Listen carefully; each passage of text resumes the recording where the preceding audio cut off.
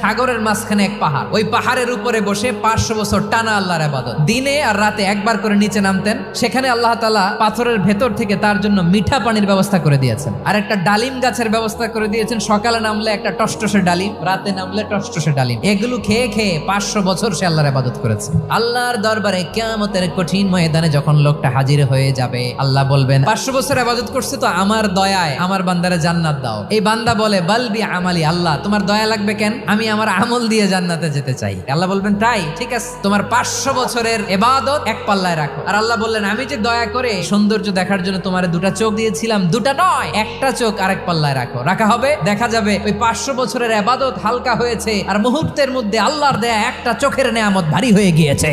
ফলাফল দেখো, হিসাব বলে তুমি এখন জাহান্নামে যাবা, যাও এবার জাহান্নামে যাও। এবার লোকটা কাচুমাচু করে বলে আল্লাহ এবার আমি বুঝতে পেরেছি তোমার দয়া ছাড়া দুনিয়ায় কেউ জান্নাতে যেতে পারবে না।